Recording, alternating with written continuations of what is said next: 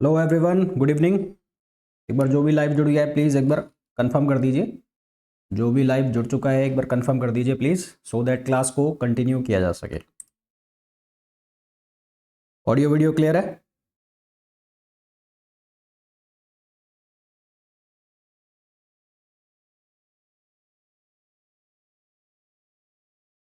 हाँ जी, audio video clear है बेटा?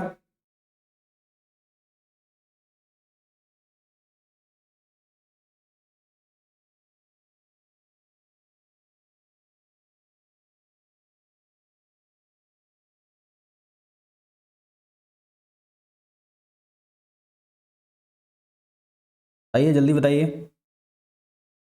वॉइस आ रही है? ओके। देखो, कल तक हमने रेसिप्रोकल लैटिस तक डिस्कस किया था और अब इसमें कुछ थ्योरेटिकल चीज़ें हैं, वो भी हम करेंगे डिस्कस। और कुछ क्वेश्चंस आज हम सॉल्व करेंगे, previous year questions, previous year exam में आए क्वेश्चंस को हम डिस्कस करेंगे। और जैसा कि मैंने कहा था, अब ये करीबन आज हो गई 25, तो 27 तक ऑलमोस्ट ये फिनिश हो जाएगा तुम्हारा सॉलिड स्टेट फिजिक्स। जितना इसमें है, सिलेबस में है, वो सारा हमारा 27 तक कंप्लीट हो जाएगा। देन उसके बाद हम लोग इलेक्ट्रॉनिक्स स्टार्ट कर देंगे, इलेक्ट्रॉनिक्स पढ़ना स्टार्ट कर देंगे 28 से अप्रॉक्सीमेटली मान लो।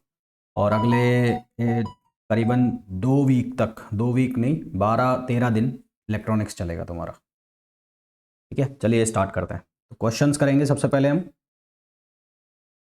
चक्कर, हाँ ये ठीक। क्वेश्चन नंबर फर्स्ट है, एक्स रेज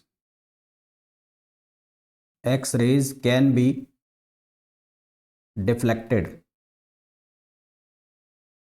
स्पेलिंग सही। X rays can be deflected by, option A है magnetic field only, magnetic field only.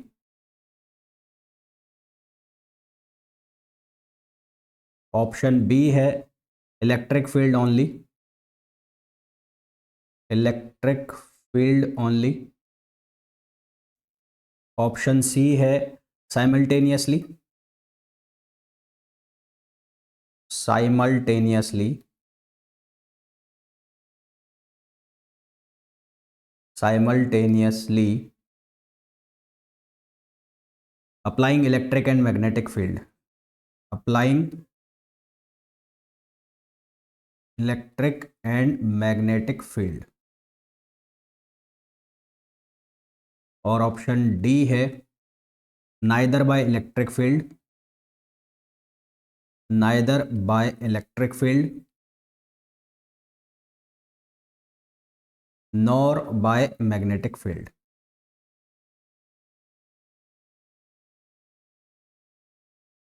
बताइए भाई, क्या ऑप्शन आएगा? Neither by electric field nor by magnetic field, बताओ क्या ऑप्शन आएगा? ऑप्शन ए, बी, सी और डी। क्वेश्चन आया है BHU 2015। X-rays can be deflected by magnetic field only, electric field only, simultaneously applying electric and magnetic field only, और neither by electric field और nor by magnetic field. बताओ क्या option आएगा?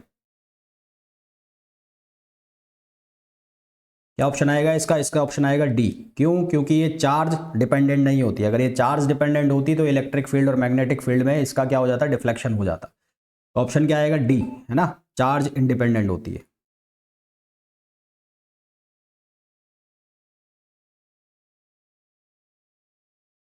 Question number second, second is the reciprocal lattice, the reciprocal lattice, reciprocal lattice of an FCC structure, of an FCC crystal is? Option A is orthorhombic.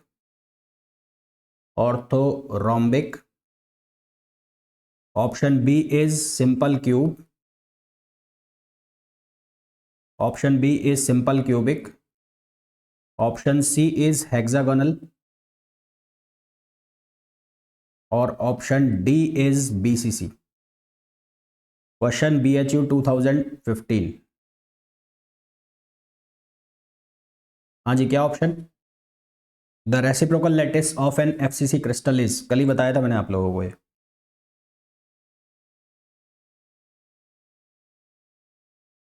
कल ही बताया था मैंने आपको reciprocal lattice of FCC. Reciprocal lattice of FCC क्या होते हैं? Primitive vectors of BCC. Primitive vectors of BCC. और उनकी वैल्यू क्या थी? उनकी वैल्यू क्या थी प्रिमिटिव वेक्टर्स की? A/2 I cap plus J cap minus K cap. और फिर क्या था दूसरा? A/2 minus I cap plus J cap plus K cap. और एक था A/2 I cap minus J cap plus K cap. और इसी तरह से प्रिमिटिव वेक्टर जो FCC के हैं वो रेसिप्रोकल लैटिस होते हैं BCC के. तो reciprocal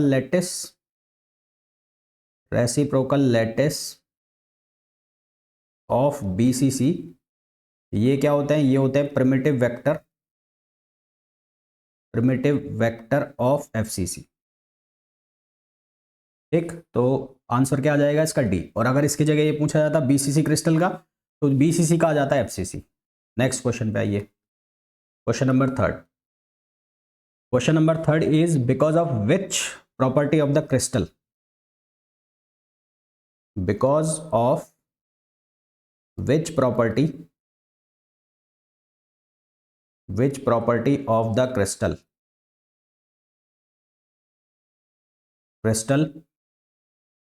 X-rays can be diffracted from the crystal. X-rays can be diffracted from the crystals. Option A है colour of the crystal.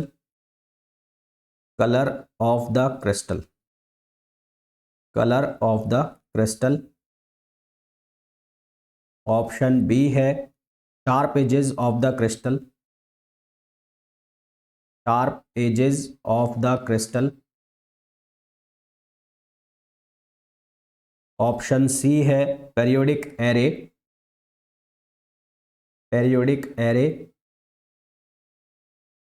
Of atoms. और ऑप्शन डी है random arrangement of atoms. Random arrangement of atoms. Option है BHU, sorry option नहीं, question आया था BHU 2015 में. Third and fourth question. ठीक है, ठीक. हाँ जी, क्या ऑप्शन आएगा?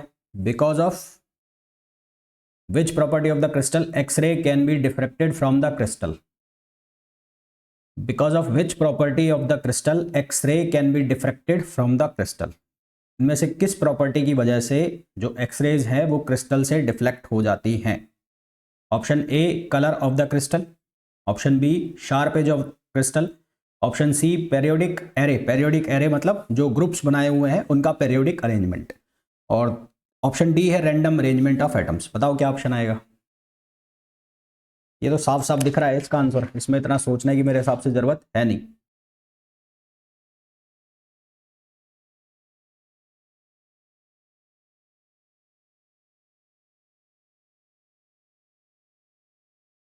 इसका ऑप्शन आएगा सी ऑप्शन आएगा सी. ठीक है, नेक्स्ट क्वेश्चन पे आ जाओ. Question number 4 is according to the Moseley's law. According to Moseley's law, according to the Moseley's law, the relation between the atomic number Z,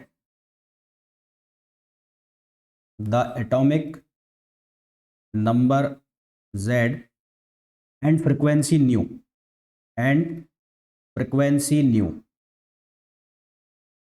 is given by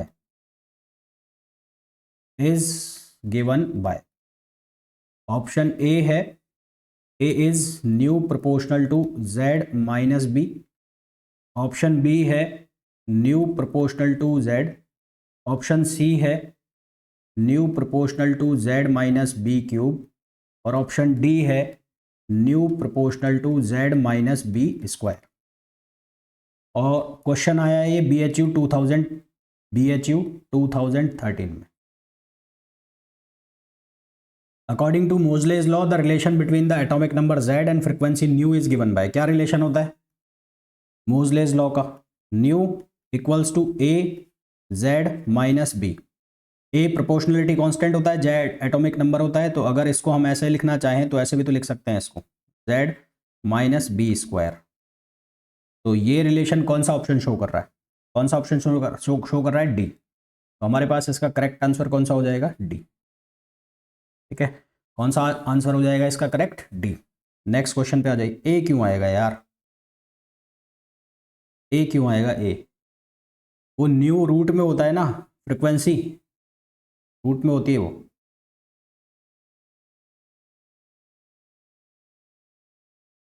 याद रखो, वही चीजें याद रखो. नेक्स्ट क्वेश्चन पे आओ. Question number 5. Question number 5 is during X-ray emission,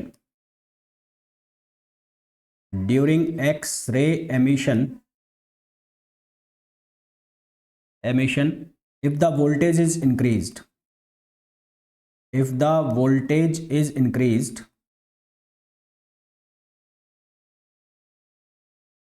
option A है minimum wavelength decreases.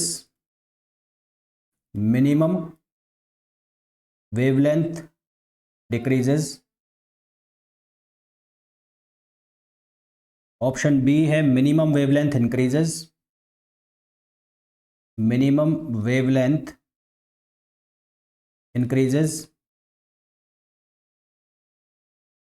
Option C है इंटेंसिटी इंक्रीजेस.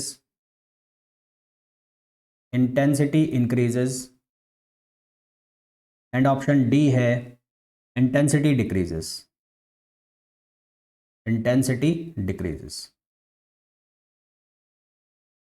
तो ये क्वेश्चन है BHU 2014. During X-ray emission if the voltage increase, voltage का एक्सरे एमिशन के कौन से पैरामीटर पर इफेक्ट पड़ेगा वो बताना है हमें. हाँ भाई, क्या आंसर आएगा? लैम्बडा. मैंने ये बताया था आप लोगों को कि E जो है वो किसके बराबर है? H new. और न्यू को आप क्या लिख सकते हो? H C over lambda. इसको आप लिख सकते हो एच सी ओवर लैम्बडा. और E को लिख सकते हो E इंटू वी वोल्टेज में. तो यहां से क्या दिख रहा है? यहां से दिख रहा है lambda equals to H C over E V. यानी कि रिलेशन बन रहा है lambda proportional to 1/v. Lambda को हम क्या नाम देते हैं? Minimum wavelength. तो यदि आप वोल्टेज को इंक्रीज करोगे तो लैम्बडा की वैल्यू क्या होगी? डिक्रीज होगी. तो आंसर कौन सा आ जाएगा? ए ऑप्शन आ जाएगा इसका. ठीक है, तो इसका कौन सा ऑप्शन करेक्ट हो जाएगा? ए. अगर आप वोल्टेज को इंक्रीज करेंगे तो जो वेवलेंथ है वो इसका क्या हो जाएगा? डिक्रीज हो जाएगा. ठीक, नेक्स्ट क्वेश्चन पे आइए.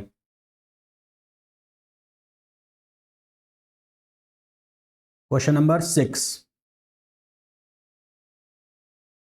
एक्स-रे डायफ्रैक्शन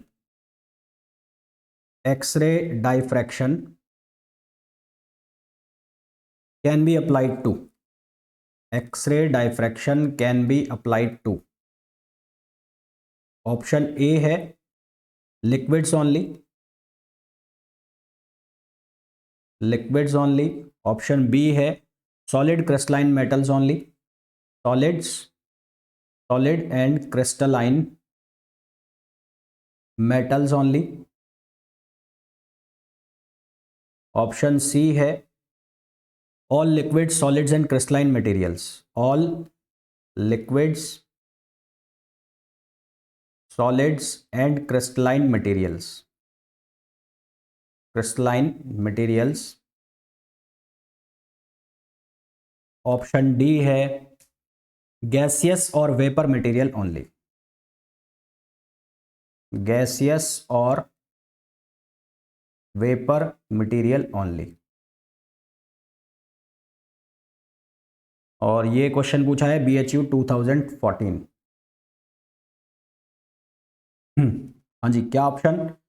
एक्सरे डिफ्रैक्शन किसके लिए एप्लीकेबल है?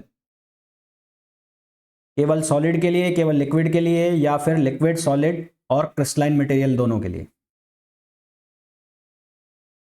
बताओ क्या आंसर आएगा।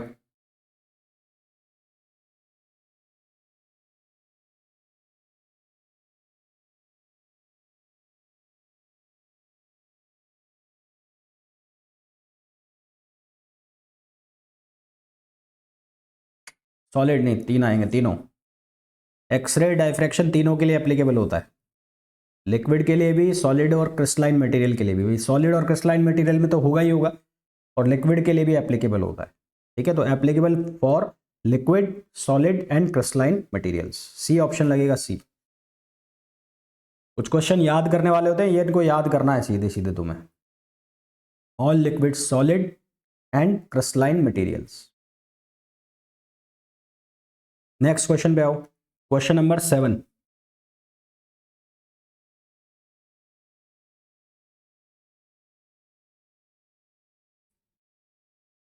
कैरेक्टरिस्टिक एक्सरे,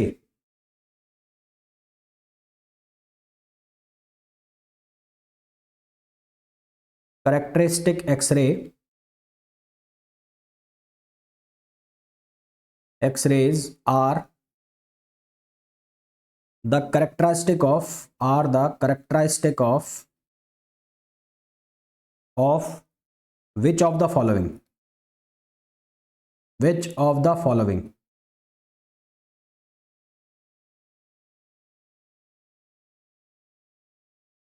ऑप्शन ए है कैथोड मटेरियल्स,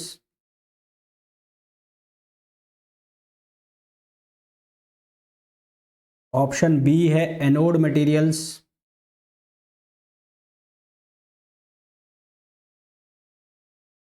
ऑप्शन सी है एक्सिलरेटिंग वोल्टेज,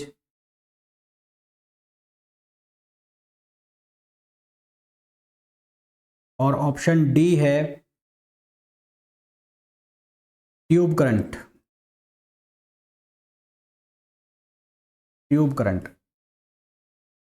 तो हमने बात की थी दो तरह की एक्सरे थी, एक कंटिन्यूअस एक्सरे और एक कैरेक्टरिस्टिक एक्सरे। कैरेक्टरिस्टिक एक्सरे कब निकल रही थी? जब सरफेस से कोई मेटल का इरोजन हो गया था, कोई मेटल इलेक्ट्रॉन का इरोजन हो गया था, तो अपर शेल से लोअर शेल में एक इलेक्ट्रॉन आया था, और जो एमिशन हुआ था रेडिएशन का, वो कैरेक्टरिस्टिक एक्सरे के फॉर्म में हुआ था। तो कैरेक्टरिस्टिक एक्सरे मेनली कौन से मटेरियल्स के लिए होती है? जो एनोड मटेरियल्स होते हैं, एनोड टाइप के जो मटेरियल्स होते हैं उनके लिए कैरेक्टरिस्टिक एक्सरे होता है। दूसरा, मैंने आपको ये भी बताया था कि मोजले लॉ जो हम पढ़ते हैं, मोजलेज लॉ, तो मोजलेज लॉ भी जो वैलिड होता है या जिसके लिए यूज किया जाता है, वो कौन से होती है? Characteristic x ray.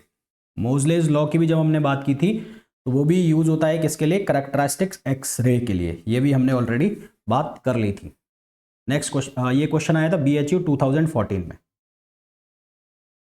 BHU 2014। Next question पे आइए, question number 8।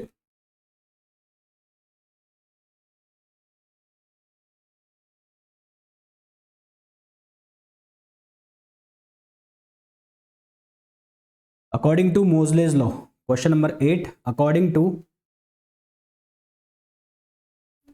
To Moseley's law, Moseley's law, the frequency of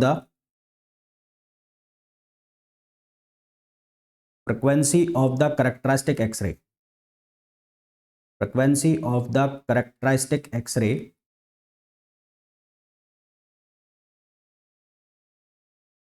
radiation is proportional to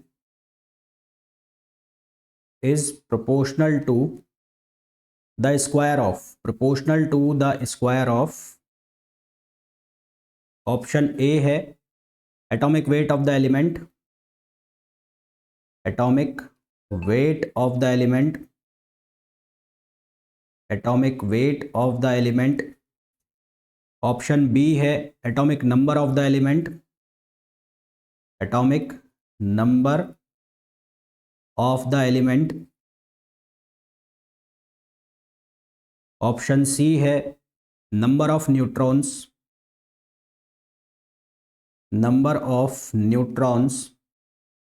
and option D है स्क्वायर ऑफ एटॉमिक नंबर।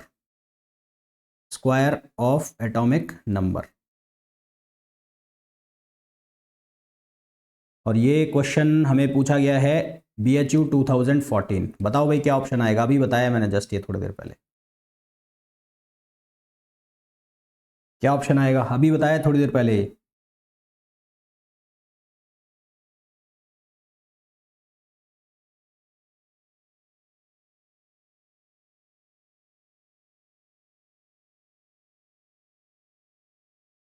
अभी बताया ना ये, nu proportional to Z minus B.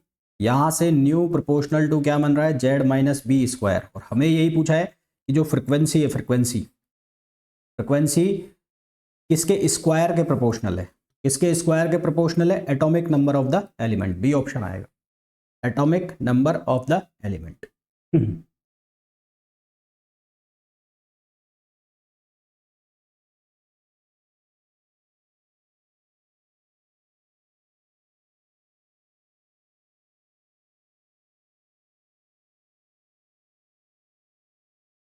Next question पे आइए, question number 9।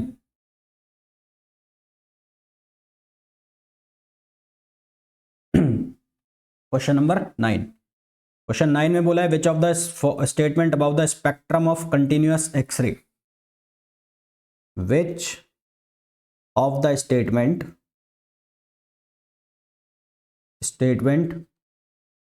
about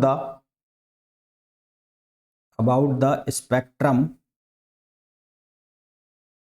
spectrum of continuous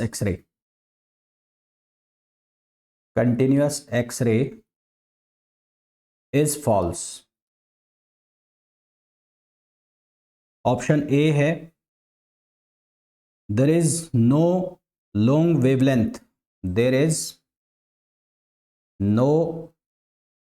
long wavelength, cut off limit. False statement ढूंढना है मैं, ठीक है, false statement.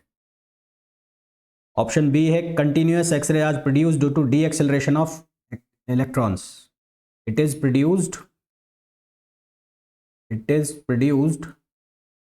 Due to the acceleration of electrons.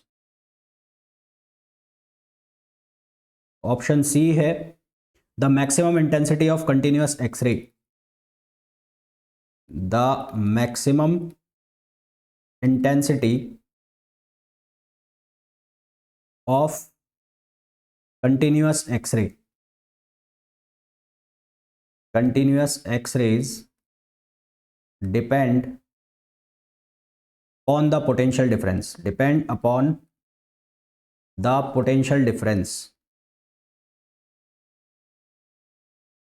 potential difference across the X-ray tube, और option D है, इसका डी ऑप्शन सही नहीं है बेटा। इसमें ये पूछा है स्क्वायर ऑफ द ऑलरेडी दे दिया ना, और यहां पे ये बोल रहे हैं ऑप्शन डी में कि न्यू, ऑप्शन डी के अकॉर्डिंग बात ये हो रही है कि nu proportional to Z minus B का स्क्वायर और उसका भी स्क्वायर कर दो। तो यहाँ बात ये बोली जा रही है ऑप्शन डी के according, square of atomic number, मतलब एटॉमिक नंबर का स्क्वायर है उसका भी स्क्वायर, तो यहाँ पर पहले से ही स्क्वायर बोल दिया, इसलिए यहाँ पर ऑप्शन बी सही है। D option, short wavelength limit of x-ray depend upon the nature of filament. Short wavelength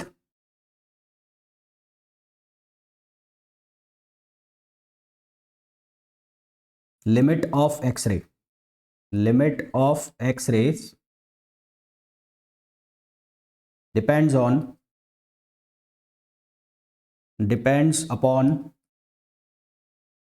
the nature of filament, nature of filament। ठीक है, देखो भाई ये क्वेश्चन पहले तो मैं बता दूं कब पूछा गया था, ये पूछा गया था BHU 2015। पहला ऑप्शन जो है there is no long wavelength cut off limit, बिल्कुल ठीक है, कंटिन्यूअस एक्सरे में लॉन्ग वेवलेंथ के लिए कोई कट ऑफ लिमिट नहीं होती है, सही है।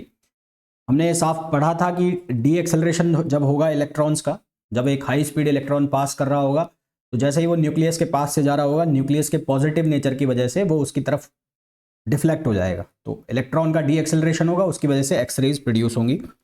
मैक्सिमम इंटेंसिटी जो है वो कंटिन्यूअस एक्सरे की डिपेंड करती है पोटेंशियल डिफरेंस पे। हमने ये बात की थी कि एक्सरे को जो प्रोड्यूस किया जाता है वो कैसे किया जाता है, एक डिस्चार्ज ट्यूब के अंदर 10⁻³ mm Hg तक प्रेशर मेंटेन करके उसके बाद 25 किलोवोल्ट का पोटेंशियल डिफरेंस लगाया जाता है, तो वो डिपेंड कर रहा है सीधा सीधा।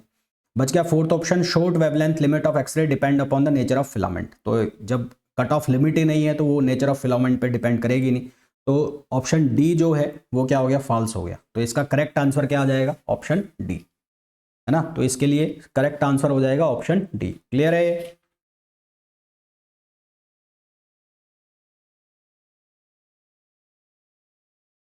शॉर्ट वेवलेंथ जो है वो डिपेंड करती है पोटेंशियल डिफरेंस पर across the tube.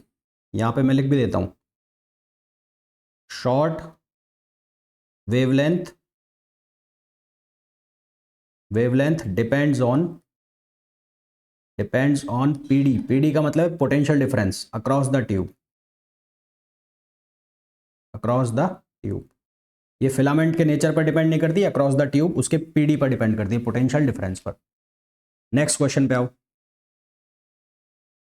Question number 10। Question number 10 है the continuous x ray, the continuous x-ray, continuous x-ray spectrum, spectrum is the result of, is the result of the, is the result of the, option A है photoelectric effect, photoelectric effect. Option B है inverse photoelectric effect, inverse photoelectric effect. Option C है Compton effect, Compton effect. और option D है Auger effect, Auger effect. तो मैंने आपको ये बताया था कि जो रिवर्स फोटो इलेक्ट्रिक इफेक्ट है, X-ray is the result of reverse photoelectric effect. X-rays जो होता है वो फोटो इलेक्ट्रिक इफेक्ट का रिवर्स होता है, ये मैंने आपको बताया था जब हमने एक्सरे स्टार्ट किया था। तो यहाँ पर कंटिन्यूअस एक्सरे का पूछा है, तो कौन सा ऑप्शन आ जाएगा, ऑप्शन आ जाएगा बी, और ये है BHU 2012। क्या ऑप्शन आ जाएगा, B, inverse photoelectric effect.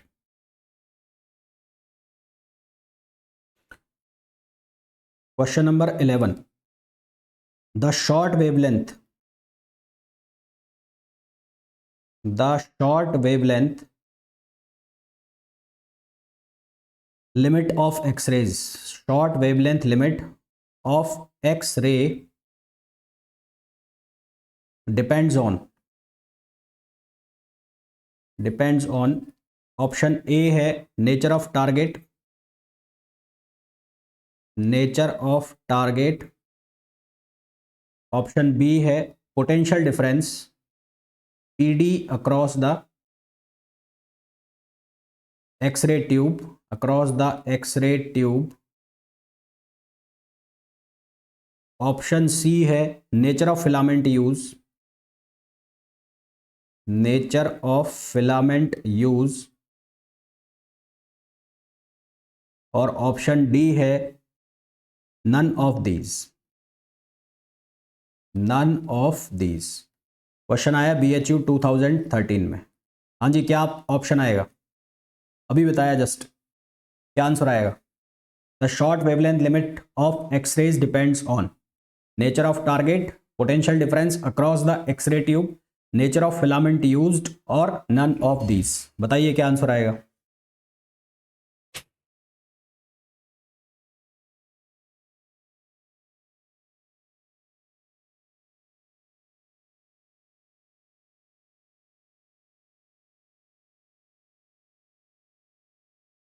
क्या ऑप्शन आएगा? बी,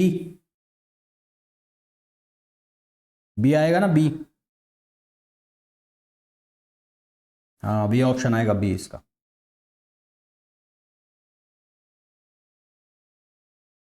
बी आ जाएगा, बी।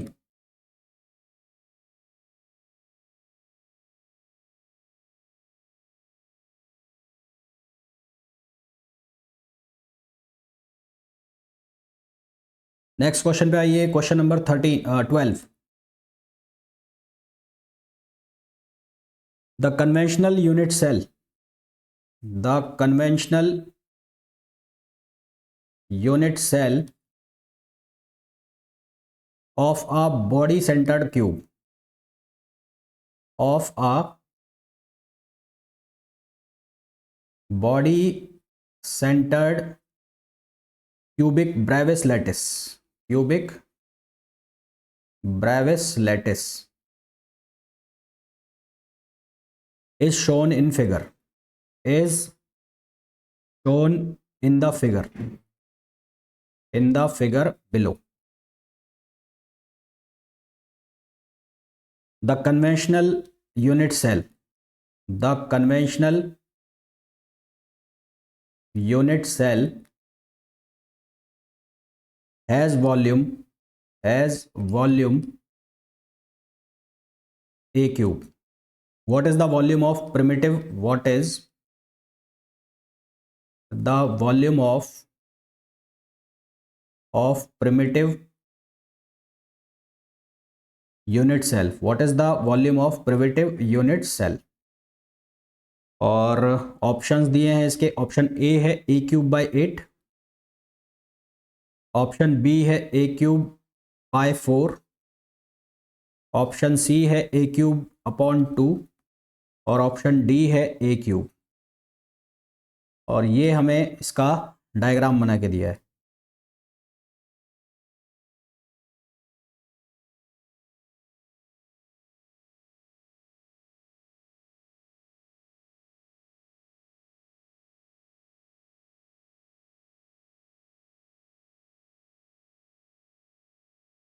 ये बना के दिया है, ठीक है। और क्वेश्चन आया है BHU 2012 में। क्या आंसर आएगा तुम्हारे अकॉर्डिंगली? क्या आंसर आना चाहिए? कल ही बताया था मैंने, कल ही बताया था, कल ही।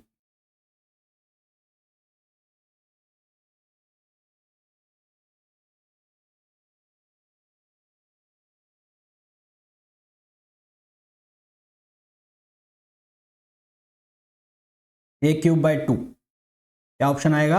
a cube by 2। Primitive unit cell का जो वॉल्यूम हो जाएगा इसका कितना होता है? a cube by 2। अच्छा, इसका रेसिप्रोकल का अगर पूछा जाए तो, अगर ये पूछ लिया जाता volume of BCC of its reciprocal lattice, of its reciprocal lattice,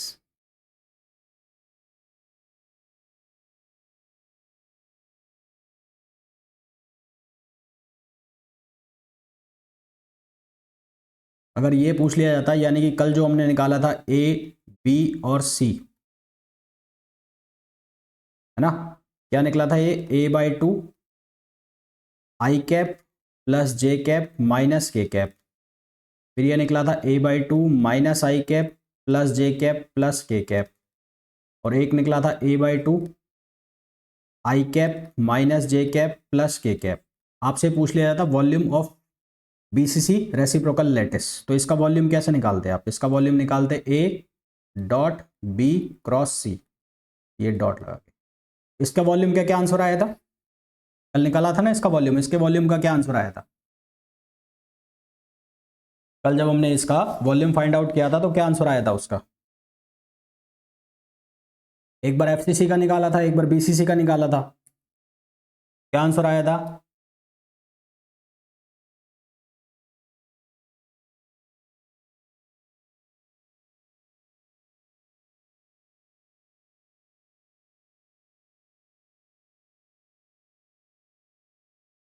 देख लो अपने नोट्स में, देख लो कल लिखा हुआ है।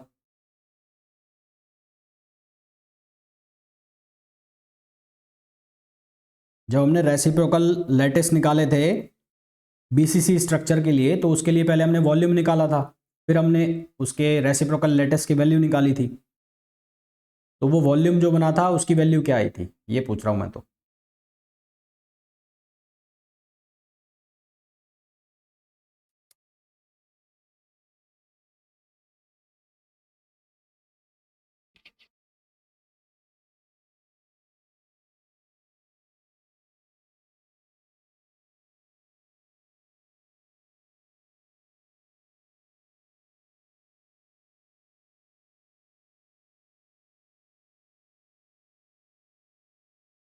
चलो देख लेना वो आंसर, वो भी क्वेश्चन पूछा जा सकता है, मैं ये कह रहा हूँ इसका आंसर देख लेना बस।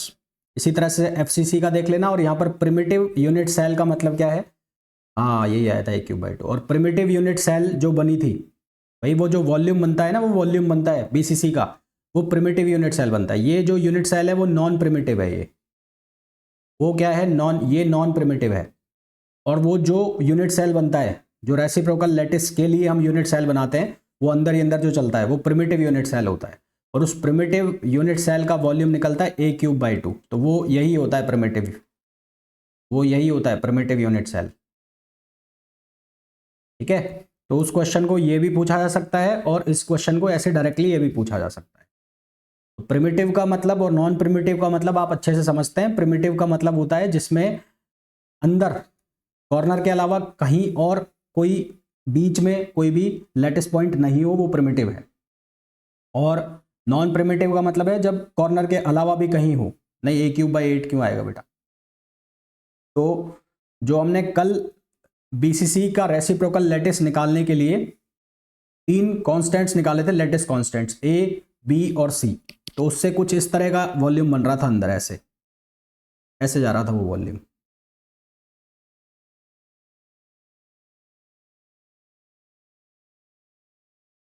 इस तरह का शेप बन रहा था कुछ, तो ये बन रहा था प्रिमिटिव, और उस प्रिमिटिव का आंसर क्या आया था, a³/2। ठीक, नेक्स्ट क्वेश्चन पे आ जाओ। Question number 13। Question number 13 is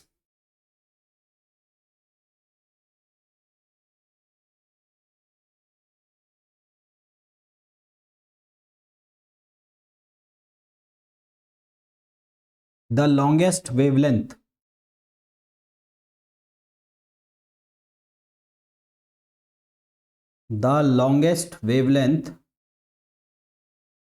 x-ray that can undergo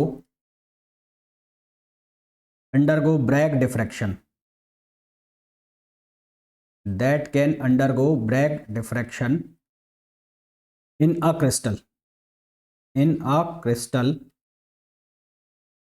for a given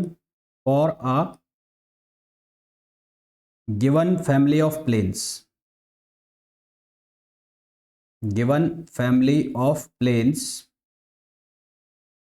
of spacing d is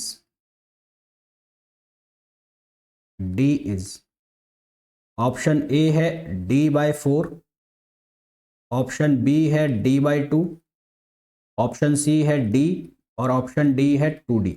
और ये क्वेश्चन आया है BHU 2012 में। जो प्रिमिटिव सेल वाला बीसीसी के लिए पूछा गया वैसा ही क्वेश्चन आपसे एफसीसी के लिए भी पूछा जा सकता है। तो एफसीसी के केस में शायद उसका आंसर आया था a³/4, तो वो भी आप लोग ध्यान रखना। इसका बताओ भाई, यहाँ पे ब्रैग्स लॉ लगाना है, तो ब्रैग्स लॉ लगाना है तो 2d sine theta equals to क्या होता है n लैम्डा। लॉन्गेस्ट वेवलेंथ की बात चल रही है, लॉन्गेस्ट वेवलेंथ के लिए थीटा मैक्सिमम हो जाएगा। मैक्सिमम मतलब क्या वैल्यू हो जाएगी, इसका आंसर आ जाएगा 2d। मैक्सिमम का मतलब साइन थीटा 90 डिग्री, तो ये हो जाएगा 2d साइन 90 डिग्री। एन की ले लो वैल्यू 1 और ये लैम्डा थी। तो ये तो क्वेश्चन मैं पहले भी करा चुका हूँ शायद आपको, एक्सरे का फर्स्ट जो लेक्चर हुआ था उसमें मैंने करा दिया था ये क्वेश्चन, तो मैं करा चुका हूँ आपको, ये करा दिया है मैंने, करा दिया है आपको ये क्वेश्चन। ठीक है भाई, तो अब इसके आगे की हम बात कर लेते हैं, इसके आगे की हम बात कर लेते हैं। तो इसके आगे की हम बात करें एक्सरे में ही, तो हाँ जी डी आएगा। अब इसके आगे के थ्योरी में बता रहा हूं आपको, इसके आगे वाली थ्योरी कई बार हमें पूछ लिया जाता है, Bragg diffraction condition in terms of reciprocal lattice. ठीक है, Bragg's diffraction terms, diffraction condition sorry, diffraction condition in terms of reciprocal lattice, in terms of reciprocal lattice, ये हमें पूछ लिया जाता है कई बार। हालांकि इसका सीधा सीधा आंसर आपको याद रखना है, फिर भी मैं आपको बता देता हूँ ये आता कैसे है। तो इसके लिए क्या करते हैं, सबसे पहले जब हम ब्रैग डिफ्रैक्शन की बात करते हैं तो हम उसके लिए हम पैरेलल प्लेन्स लेते हैं। तो सेट ऑफ पैरेलल प्लेन्स ले लिया मैंने कुछ ऐसा, ये पैरेलल प्लेन्स का सेट ले लिया मैंने।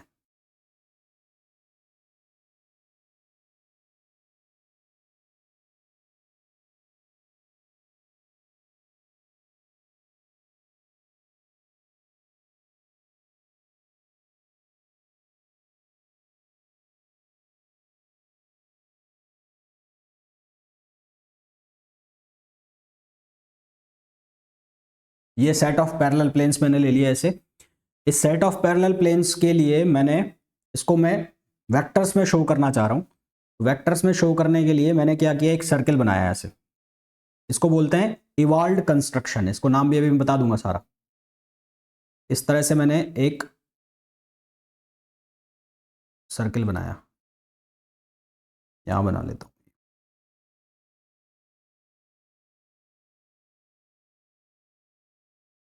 इस तरह से। ठीक है, और ये इसकी सेंटर लाइन है, ये कोई यहां पर मैंने बीच में ऐसे सेंटर लाइन ले लिया ऐसे, ये इसकी सेंटर लाइन है।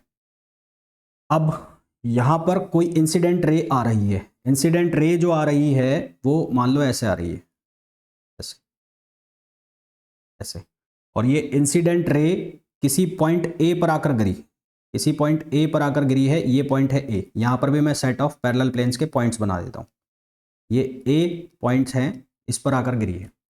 तो यहाँ पर हाइगन प्रिंसिपल लगेगा, जिस एंगल से आई है इंसिडेंट रे उसी एंगल से वो क्या हो जाएगी, रिफ्लेक्ट हो जाएगी। तो ये यहाँ हॉरिजॉन्टल से एंगल जो बना, ये एंगल बना थीटा, उसी एंगल से क्या हो जाएगी, रिफ्लेक्ट हो जाएगी। तो रिफ्लेक्टेड रे जो है उसको मैंने बना दिया यहाँ पर, तो ये जो रिफ्लेक्टेड रे है ये चले गई यहाँ पर ऐसे। तो इसको मैंने शो करा किससे, बी से, ये पॉइंट है बी। फिर मैंने यहाँ पर एक वेक्टर लिया जिसको, इस पॉइंट को नाम दे दिया ओ, यहाँ पर एक वेक्टर लिया जिसको हम कहते हैं के, wave propagation vector, wave propagation vector. और रिफ्लेक्शन वेव के लिए मैंने लिया इसको के प्राइम, के प्राइम। हमने बात की थी एक इंटरप्लेनर स्पेसिंग, रेसिप्रोकल लैटिस जो होता है, दो सेट ऑफ पैरेलल प्लेन्स के बीच की जो परपेंडिकुलर डिस्टेंस होती है उसका रेसिप्रोकल होता है। तो नॉर्मल लेंथ जो है वो उसको मैंने ऐसे लिख दिया यहाँ पर, और ये है जी, इस जी को हम लिखेंगे रेसिप्रोकल लैटिस। तो सबसे पहले तो ये जो कंस्ट्रक्शन है, इस कंस्ट्रक्शन को हम नाम देते हैं इवॉल्व्ड कंस्ट्रक्शन, इवॉल्व्ड कंस्ट्रक्शन।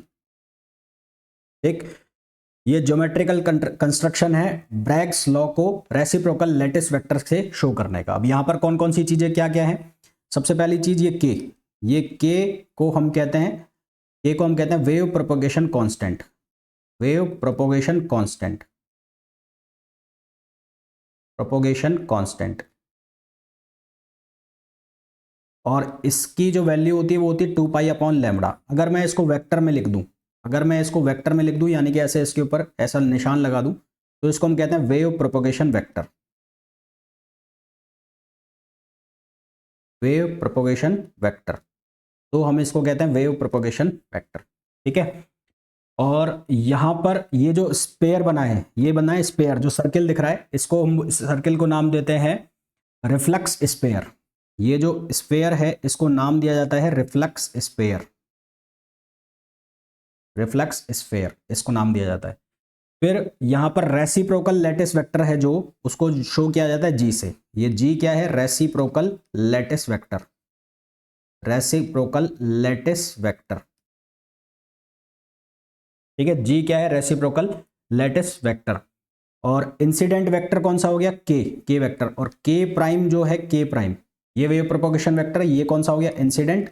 और एक हो जाएगा रिफ्लेक्टेड, एक हो जाएगा reflected wave propagation vector. Reflected wave propagation vector, vector, ये बन गया रिफ्लेक्टेड वेव प्रोपोगेशन वेक्टर। अब हम यहाँ पर ट्राइंगल का लॉ लगाएंगे, जिस एंगल से आई है उसी एंगल से रिफ्लेक्ट हो गई, ये हो गया। तो हमारे पास एक ट्राइंगल बन रहा है, ट्राइंगल। तो ये ट्राइंगल मैंने बनाया, बाहर निकाल लिया इसको। इस तरह का हमारे पास एक ट्राइंगल बन रहा है, ये परपेंडिकुलर है दोनों के। ये है जी, ये पॉइंट को नाम दिया मैंने O, ये है A और ये है B। ये वेक्टर है K वेक्टर और ये वेक्टर है K प्राइम वेक्टर। तो अकॉर्डिंग टू वेक्टर्स लॉ या ट्राइंगल लॉ, है ना, तो ट्राइंगल लॉ के अकॉर्डिंग, तो according to vector law, vector law के अकॉर्डिंग हम क्या लिखेंगे? K prime vector equals to किसके इक्वल होगा? K vector plus G vector. K vector plus G vector. Clear है यहां तक?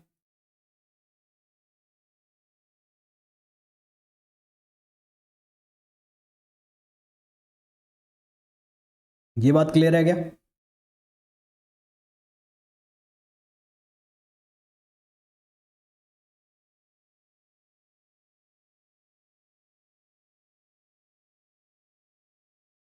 ये मैंने कैसे लिखा, ये क्लियर है? ये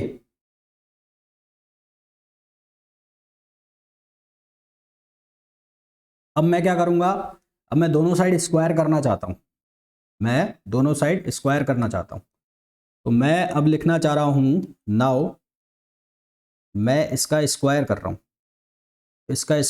रहा हूं, तो मैंने इसको लिखा K प्लस जी स्क्वायर, तो K प्लस जी स्क्वायर, जो A स्क्वायर है अगर कोई क्वांटिटी, तो उसको आप लिख सकते हैं A dot A.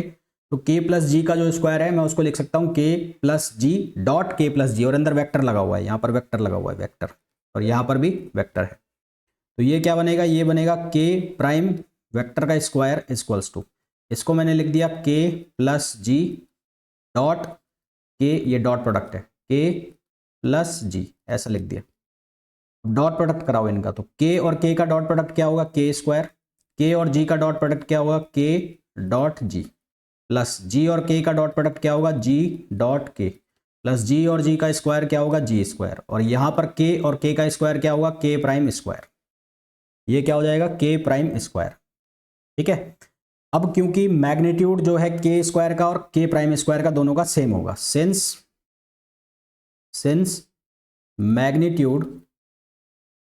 Magnitude of K prime और equals to K, magnitude of K prime equals to K होगा, तो इसका मतलब ये कैंसिल हो जाएगा यहाँ से। ये अगर कैंसिल हो जाएगा तो इसको मैं लिख सकता हूँ 2K dot G plus G square equals to 0, 2K dot G plus G square equals to 0। तो एक तो ये बन गया रिलेशन जो आपसे ऑब्जेक्टिव क्वेश्चन में पूछा जा सकता है कि which one of the following is correct for Bragg's diffraction law in reciprocal lattice. Bragg's diffraction law है, ये भी क्या है? ब्रैग्स डिफ्रैक्शन लॉ है।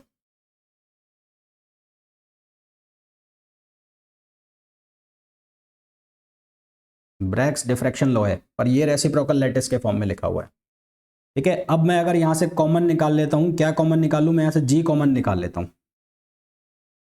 मैंने यहां 2 से डिवाइड कर दिया, सबसे पहले तो पूरे इक्वेशन को 2 से डिवाइड कर दिया, तो ये बन गया जी स्क्वायर अपॉन 2 इक्वल्स टू 0। अब मैंने इसमें से कॉमन निकाल लिया, इसको जी को कॉमन निकाल लिया, तो ये बना K वेक्टर प्लस जी अपॉन 2 और डॉट प्रोडक्ट किसके साथ करा दिया, जी के साथ, इक्वल्स टू 0। तो ये भी क्या है, ये भी ब्रैग्स डिफ्रैक्शन लॉ है। इसको लिखने का अब ये दूसरा तरीका है। तो ये भी ब्रैग्स डिफ्रैक्शन लॉ है।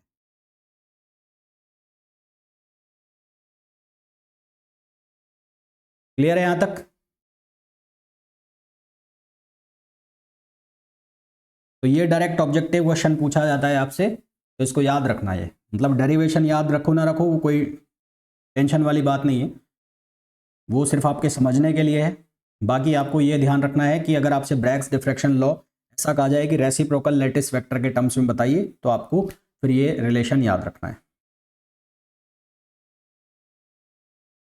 क्लियर?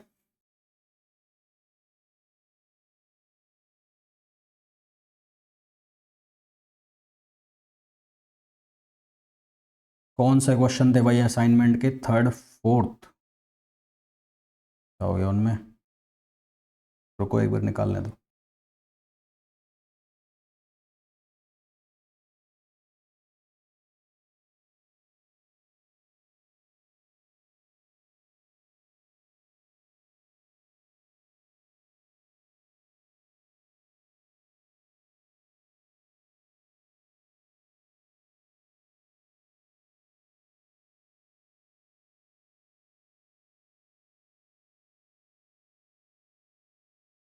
बेटा सी बाई ए रेशो वाला तो आपको याद करना पड़ेगा, एच सी पी प्लेन के लिए है, ये याद करना पड़ेगा। इसका पूरा डेरिवेशन होता है।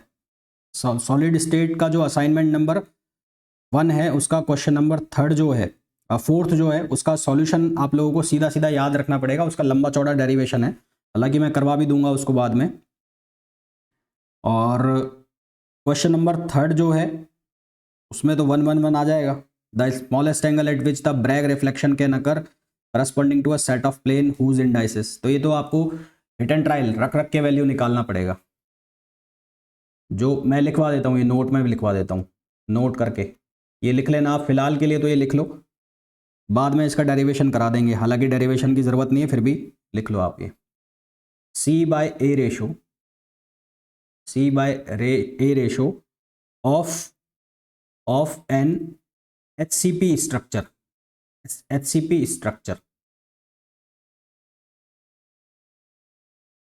Hexagonal plane, hexagonal plane packed structure ना, H C P structure is, ये याद रखना आप, C by A equals to होता है √8/3।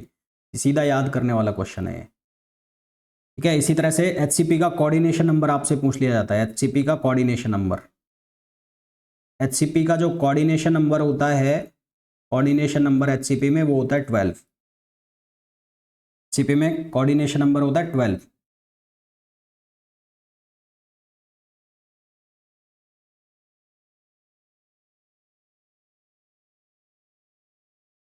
और ये जो क्वेश्चन नंबर थर्ड है, इसमें तो आपको वैल्यू सब्स्टिट्यूट कर करके निकालना पड़ेगा। ऑप्शन आ जाएगा सी।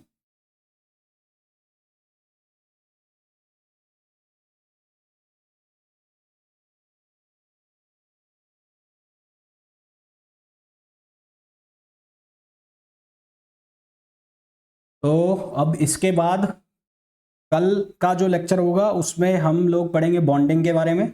बॉन्डिंग्स जितनी भी है थ्योरेटिकल होगा कल का, और परसों का पूरा पूरा लेक्चर थ्योरेटिकल होगा।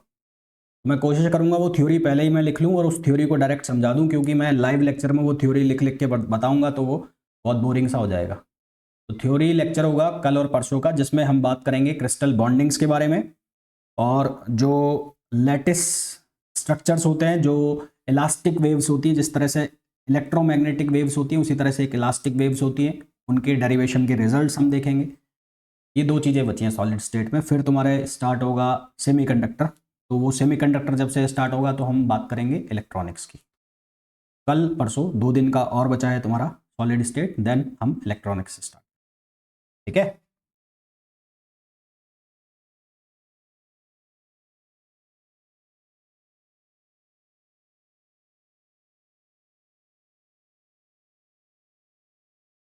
चलिए भाई, कल मिलते हैं।